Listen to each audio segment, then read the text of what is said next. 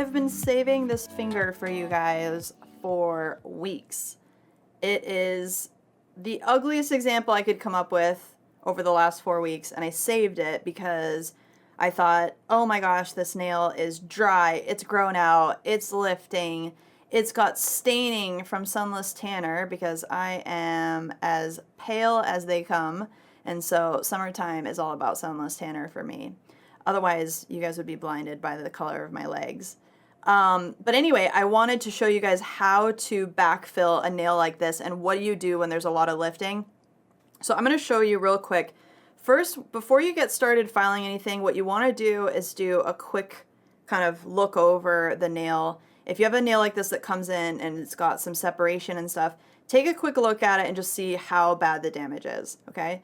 So this one, you can see it's got lifting all around the edge. I can even feel it, and I could feel it over the last several days because it's been catching on my hair every time I shower.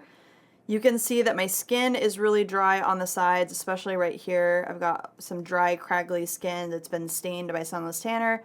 And then right in here, it is completely separated from my natural nail. So if I turn this to the side, let me get something I can put down there so you guys can see. So I'm actually able to put like my tweezer in between there. Don't shove that in there if you're doing this on yourself, but I just want to show you that this is like completely separated, and it's separated pretty far in there. And then I've also got staining underneath from sunless tanner because Lord knows, even if you wash your hands super, super well, it never comes off and it always stains your nails.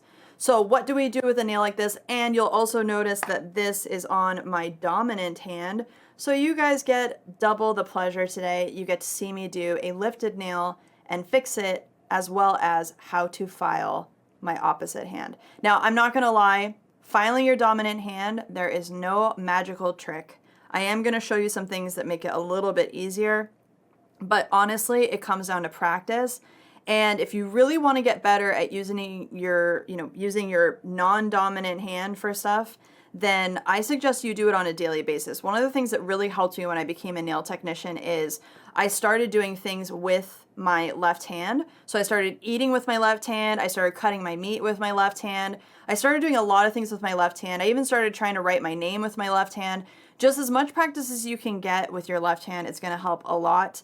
But I'm going to show you some tricks on how to do that, especially when it comes to e-filing, okay? So first do a quick little look, see how everything is. And you have a couple options. When you have a nail like this, there's a couple options. You can try and salvage as much of the product as possible.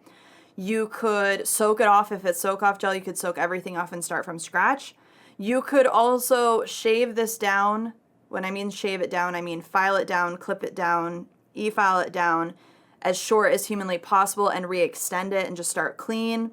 But for the sake of this video, I want to show you how to salvage this nail and what steps I would take in order to be able to do that, okay? So I'm going to start with my e-file, and you can also do this with your hand file, which I will show you how to do that as well. Remember, e-file and hand file are very similar. The only difference is with a hand file, we are basically taking this flat surface and we're putting it on a round bit that allows us to basically have 360 degrees of grit, depending on what type of bit you're using. But the whole idea behind an e-file is that we're able to take this, put it on something that spins, which makes our life a lot easier, and that's the whole idea. So as long as you think of these two as related, as they're cousins, except this one's the cousin on crack, then you're going to be able to remember how to hand file or e-file no matter which one you are doing. All right, so let's start with step number one. Step number one, I am going to push back this cuticle. Let me zoom in here for a second. All right, so step number one, push back the cuticle, just so that you can see kind of what you're working with, especially when there's lifting and stuff. Sometimes it's nice to just get the maximum amount of skin out of the way because we know we're going to go to town prepping and cleaning up this nail. So just push that back. All right, and then you can see that I've got this lifting here.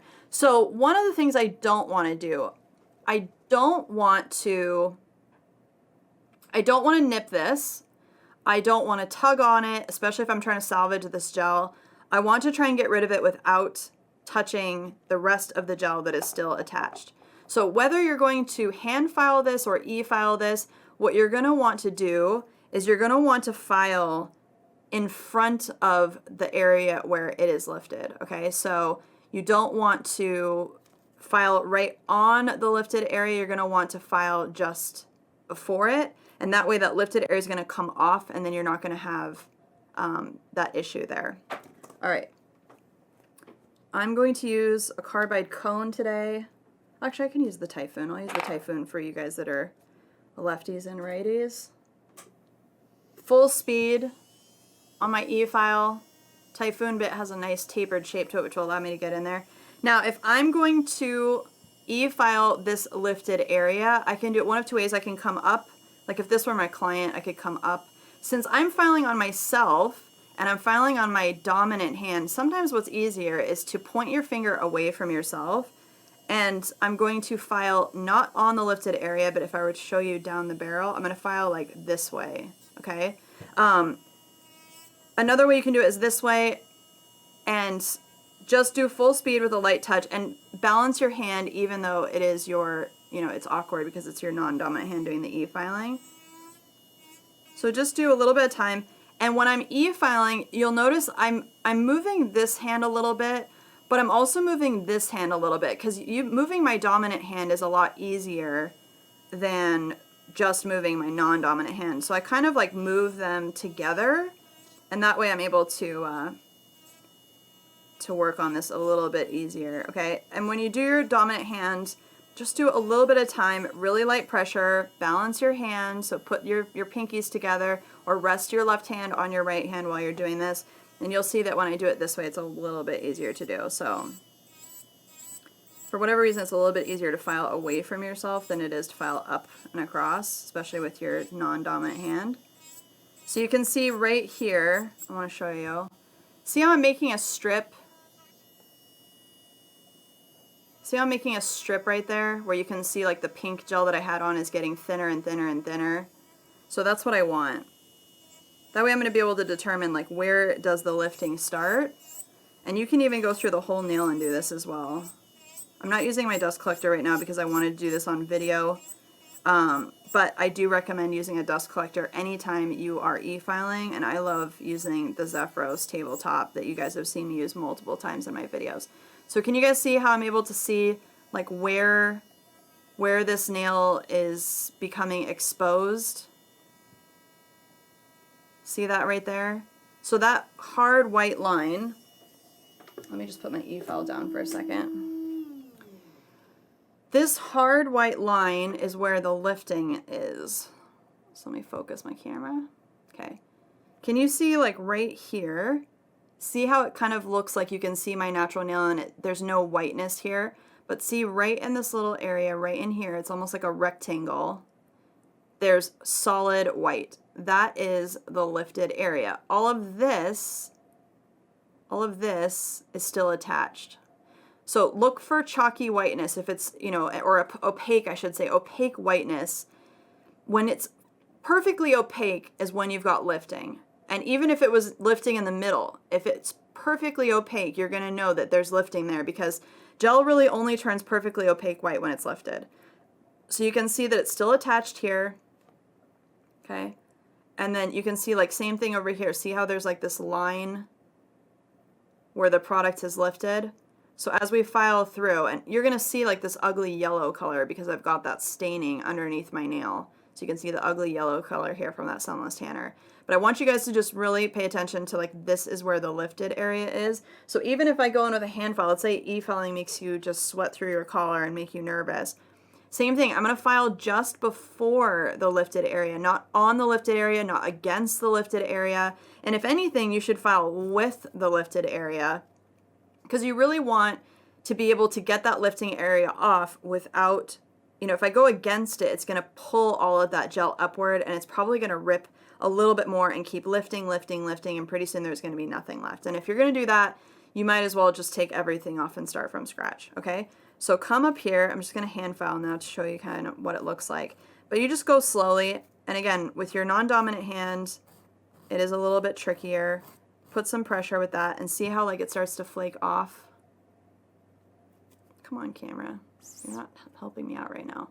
See how it starts to break off right there where the line is? That's what we want. You can also go downward if you want to. Just keep an eye on filing on your natural nail because you want to be able to remove this lifting without filing a whole bunch of your natural nail off. Okay.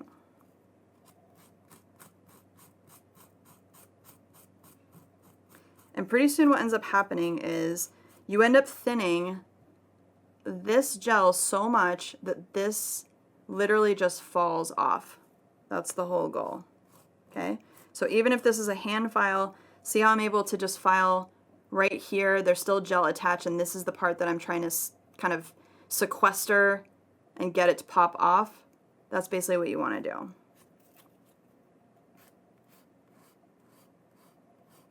Like I said, there's really like no smooth move way to do this on your non-dominant hand. It just doesn't work that way. Okay, so now if I come with the lifted area with my hand file, just gently, I'm like using hardly any pressure, I can flick that whole area off. And see, here's the piece. There's the piece that was lifted. Okay, so now I've got that off. I've got an ugly, ugly stained yellow nail underneath, which is not cute, but I've got that lifted area off of there. Can you see that? Okay. All right, so same thing, go through the whole nail. And if you're using a hand file, the nice thing about hand files, you can kind of prep the natural nail as you go through it. With an e-file, you're going to want to kind of go through I usually do away from myself first, kind of get the majority of the product that I'm trying to remove off, like so. And then when you go this direction, I end up moving my right hand more than my left. So I kind of end up going like this with my right hand because I just find that that's easier than moving my left. Try it and see if that works for you, because that really helps me is moving my dominant hand rather than my non-dominant hand has really helped me be better at filing my opposite hand. And you just want to go slow and steady because you will be more prone to catching yourself or making a ring of fire because it's just awkward to keep your left hand moving. With your right hand, it's so easy, but with your left hand, or vice versa, if you're a lefty, it's just the most awkward sensation. Okay, so basically what I'm trying to do is get rid of all of those lifted sides. I've got a little bit more of a lifted line right here, so I'm just going to gently file just before it, just like I showed you guys in my previous videos that I just posted last week and the week before. Just before it, and it should just flick right off. Okay? And then before I go in with anything else, I usually try to dust everything off so I can see what I'm working with. There we go. Alright, so there I have all the lifting off. It's not looking very cute because all the staining underneath. So let's take the staining off so at least we can see a nice clean nail. So I'm going to take my same bit that I use, oops, as I drop stuff. I'm going to use my same bit that I use for cuticle work. This one right here. I love this bit so much. It's just the perfect length and shape, and it's nice and skinny, and it's round, so it's not sharp on the tip, which is nice. I'm going to take this guy, and I'm going to go maybe at about a third of the way up on my shape machine because I want to have more control. I'm just going to go underneath the nail like this and just clean out that stained portion. I don't need to take all the natural nail out. I'm just going to buff off any bits that were actually stained by sunless tanner. You can see how it starts to get clean under there. And then if you need to do the opposite side, turn off your machine, do reverse. Then it's kind of easier to do one side of your fingernail and then the other. But because this is diamond, I can get really close to my skin. It doesn't hurt or anything like that, and I'm not using it at a very high speed. So see how I can clean all that stuff out of there? And then if I take a manicure brush and just scrub out all that dust.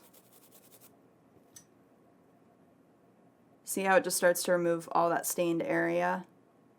So at least now I can see how it starts to change the color of the nail. It's not so yellow, which is kind of nice.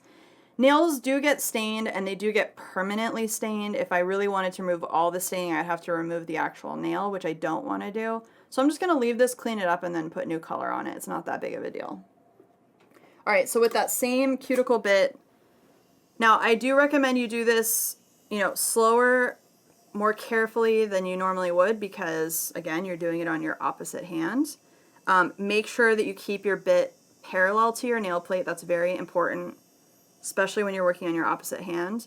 But I do kind of move my right hand more than I move my left.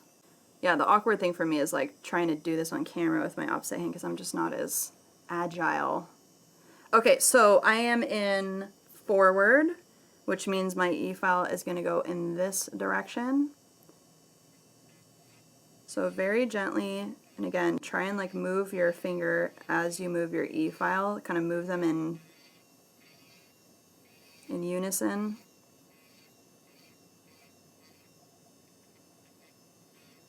Just a couple passes to get all that stuff cleaned out of there, and then again, flick outward like you normally do, okay? So there's side 1. You would do that on all 10 fingers, obviously, or all 5 if you're working on your opposite hand. And then you're going to do the opposite on the opposite side, so I'm just going to go against this side. It does take some practice, I'm not going to lie, but moving your hands in unison really does help. So I kind of like pull my right hand away as I pull my left towards me.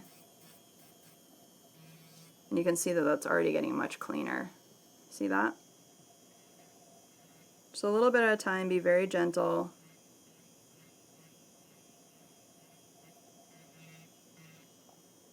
Again, flick outward on the corners to get that hardened skin away. But you are going to be much more prone to giving yourself a ring of fire on your opposite hand. So that's why I recommend just being super, super, super gentle. Slow and steady wins the race when you do your opposite hand, okay? So again, not perfectly clean as far as the yellowness, but I'm able to clean up my skin and prep that natural nail plate. And then I do like to use a hand file a lot on my opposite hand, especially just to like smooth everything out. One of the easiest ways to get all that old gel smoothed before I put something else on is just gently go through the surface like this. I just rub my fingernail up and down on a nail file, and it just helps to kind of blend all of this product right here. So what I'm doing is I'm just taking my nail file up and down, and I kind of just turn my finger back and forth like so. Like that. Okay. And then you can also just go through. You can use a buffer to prep the natural nail if you want to, if you feel uncomfortable doing it with a file or with an e-file, you can absolutely do that. Just really pay attention to where you're filing. Okay? And then I'm going to go ahead and put gel on this before I worry about, gosh, my camera is just really not wanting to focus today. There we go. Before I go and like finish file the shape, I'm actually just going to clean this and put gel on it first, because I'm going to need to finish file the free edge shape anyway, and I'm also going to bevel out my natural nail underneath just like I did in the last 2 videos. So I'm going to clean this first. I'm going to use a manicure brush, put some cleanser on there. That'll help me get all the dust and debris out of the sidewalls. Just scrub it nice, scrub underneath as well a little bit to get all that dust out of there from where we filed before. And I like to kind of scrub up and down because it helps me kind of push that skin away from my nail plate as I'm working. Can you see how nice and clean that gets? Okay. I love how I'm saying nice and clean while this nail is still stained yellow, but come on, it looks way better than it did. All right, so there you have it. So see how I've still got a little bit of residual gel. Again, that's why it's like sometimes it's not worth it to try and salvage it because you might not even have that much gel on there. I had a very, very thin overlay, so by the time you file all of that stuff off, you're going to have hardly anything left. If you have an extension with a lot of lifting, you absolutely should, try and salvage the majority of the gel. And it's just a lot easier sometimes to do that than to file everything off, okay? So at this point, you're going to do exactly what I did last week. You're just going to, I just cleaned the nail. You're going to apply your base coat, your overlay, and then whatever color you want. And that is about it, ladies and gentlemen. And I think the biggest thing, if I could give you one piece of advice for filing your opposite hand is if you're right-handed, hold your left hand steady and move your right hand around. It makes it a lot easier to do than trying to move this hand that is so awkward and doesn't have any coordination. I usually like balance the hands together some way or another, like put my pinkies together, and then I usually move this finger as I'm moving. So if I'm trying to back away, I'll pull my right hand at the same time, or, they're always in conjunction, and that really helps me file my dominant hand and work on it.